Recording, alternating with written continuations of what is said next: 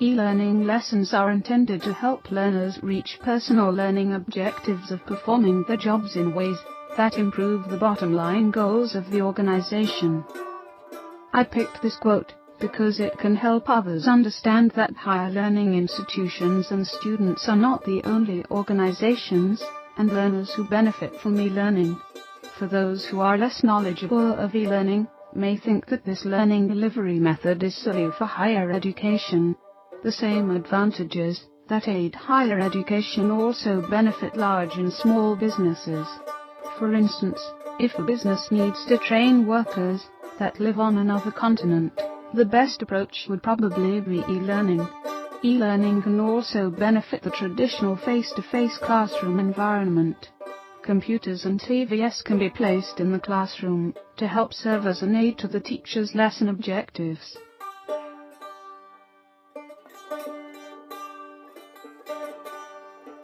From the plethora of media comparison research conducted over the past 60 years, we have learned that it's not the delivery medium, but rather the instructional methods that cause the learning, no matter which medium is used to deliver instruction. This quotation covers the debate about rather technology affects learning. Clark is trying to state that, no matter what tool is used to deliver the learning content, it is the method that used to develop the content. Let's take the real world for example.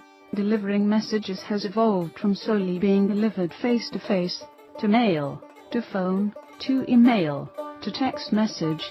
No matter what tool is used to deliver the message, it is the message causes the feedback.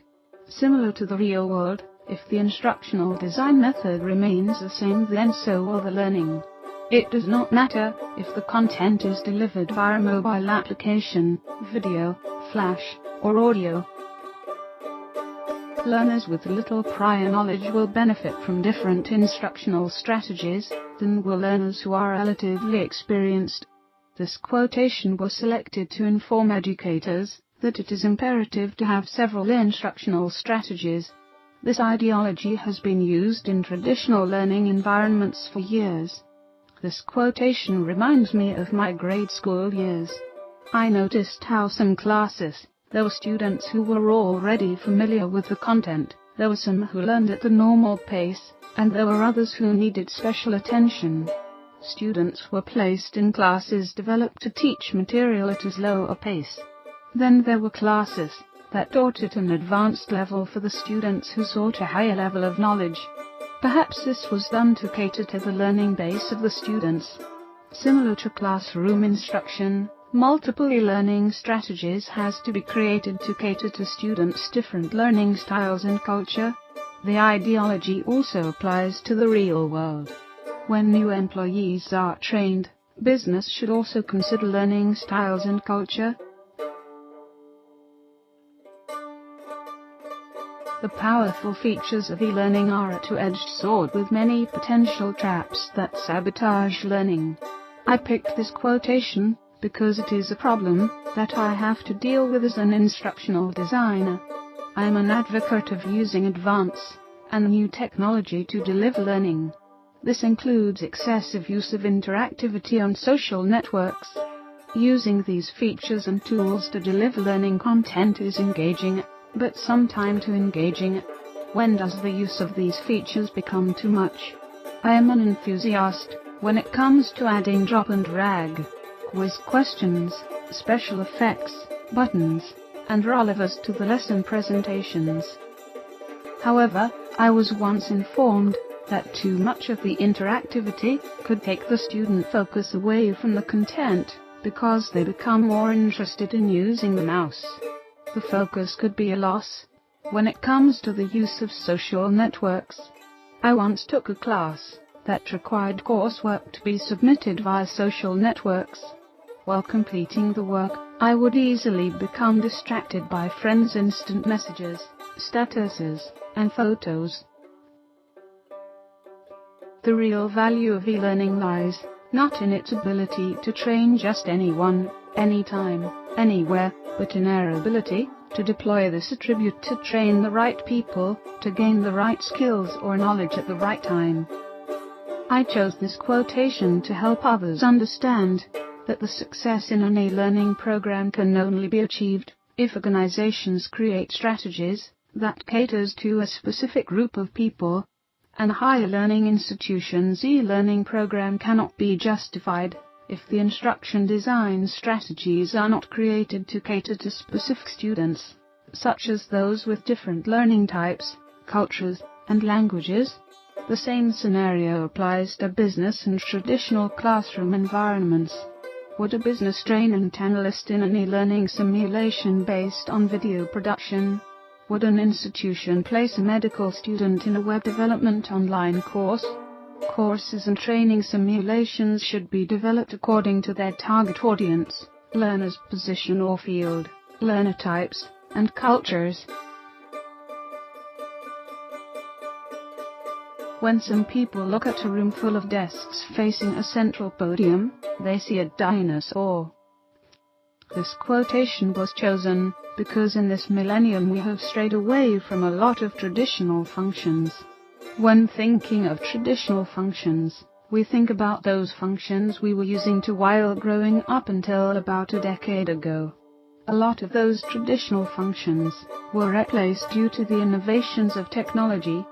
For instance, in our everyday life we read the news on our laptops, iPods, and smartphones instead of the newspaper. We watch movies via DVDs or movie streaming software instead of VHS. We send emails instead of letters via mail. It seems that the traditional classroom is the only dinosaur we have not strayed away from.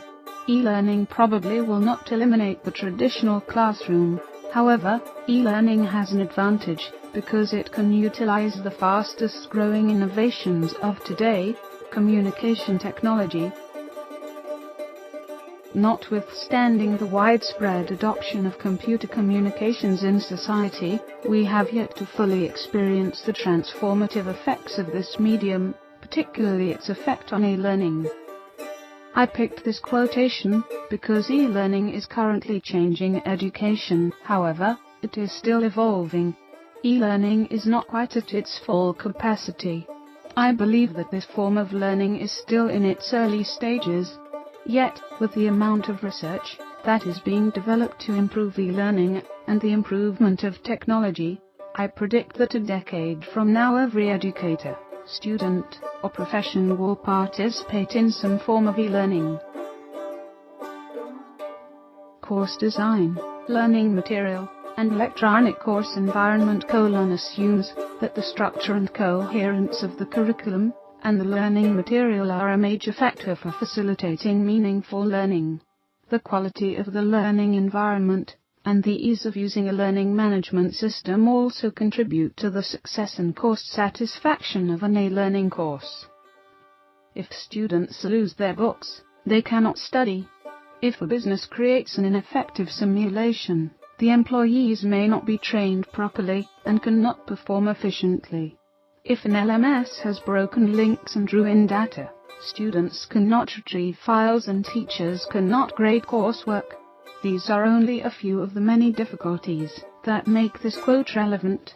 In e-learning, the LMS must be maintained and checked to ensure that all code works properly before students access the page.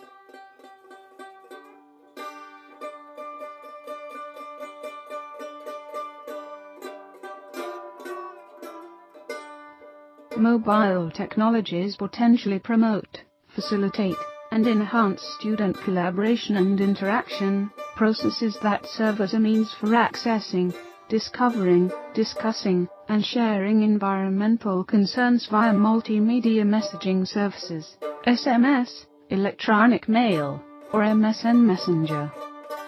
I decided to incorporate this quote because mobile messaging services have been a great benefit to the real world, businesses, and in some cases, the classroom. But how can SMS benefit e-learning? For a while, my goal has been to create material adaptive for mobile environments. I believe that mobile devices can truly make e-learning available anytime and anywhere. Creating adaptive e-learning environments could include mobile chats, SMS encoded into the LMS, and group chats. This could take e-learning interpersonal communication to another level. We need to bring learning to people instead of people to learning. This quotation was added because I can recall feeling this way from grade school to undergrad. Like many others, I'm not a morning person. Having to get up to go to class is probably one of several components that makes students lose the excitement about education in the traditional classroom setting. The advantages of e-learning giving students the ability to access classwork anytime and anywhere is a great starting point to bring learning to them. In fact, some business organizations could adapt to this phrase also, by bringing work to employees instead of bringing employees to work. That would be great. If you take a class in the real world and need a refresher, you better hope that you took good notes. Otherwise, you're out of luck. That's not the case with e-learning. I chose this quote because I could relate the point which Articulate Network is trying to state. Perhaps this quotation can reflect the business world and life itself. If lecture, conversation, or job training does not contain documents or recordings in which the trainee or the receiver can review, then it may be difficult to recollect the content. During grad school I had a foreign professor who spoke very fast. He did not pass around notes, and did not like to repeat himself. The students found it very difficult to copy important information during his lecture. Therefore everyone began recording the lectures, and sharing amongst one another via the internet. Using electronic devices enabled us to review the lecture any time we wished, rewind information we could not comprehend, and share the files online with other students. If it was not for the technology used for the lectures, I would not have been able to pass the class. E-learning does not eliminate teachers, but it does fundamentally redefine their roles. In the classroom, it is the instructor who teaches. In e-learning, it is the designer who teaches. The quote was picked due to the ongoing argument between instructional designers and teachers. Teachers should understand the e-learning is not going to eliminate them. I believe that e-learning has made the role of teachers quite easier. Teachers in the traditional classroom can still utilize technology to serve as an aid in the lectures. Online teachers have less load due to the roles of the course writer and instructional designers. However, online teachers still have to serve as a assess, mentor and guide the students to have a successful outcome. No form of training, especially one as new as e-learning, is ideal for all purposes. This quotation was chosen because no one instructional training can serve every person or everything. As mentioned before, trainees of different cultures, learning styles, languages, and skill levels all have unique ways of learning material. When creating some form of training, whether it's e-learning or face-to-face, the instructional designers should learn about how that trainees work and learn. If organizations do not take the time to understand those who receive the learning content, the training or e-learning program might not be successful. The most cost-effective application of e-learning may not be to replace classroom training, but to bring training to those who cannot or will not take classroom training. This quotation was chosen because it reflects one of the advantages of e-learning. It is an advantage that probably benefits a lot of organizations including higher learning institutions, military, and national and global businesses. For instance, a soldier who attends school in Norfolk, Virginia receives an order to go to Texas for a few months. He is too far to attend the lecture in the classroom, but e-learning would benefit him. The same goes for a business located in the United States that has to train employees in England. Delivering learning content in an e-learning environment could eliminate the distance barriers that organizations experience. Many of us over the age of 20 are digital immigrants. Some digital immigrants rapidly become immersed in the new culture, adopt digital native behaviors, and are just as responsive to the new technology as the younger generation. Such people became champions for applications such as e-learning, but they sometimes forget that not everyone shares their passion. This quotation was chosen because I am also a digital immigrant. Sometimes I search through my phone to locate someone's number. I would think, I remember when I used to memorize phone numbers. I am now the proud owner of an iPhone, iPod, Wacom tablet, iPod, and laptop, and I always look forward to see what's new in the technology world.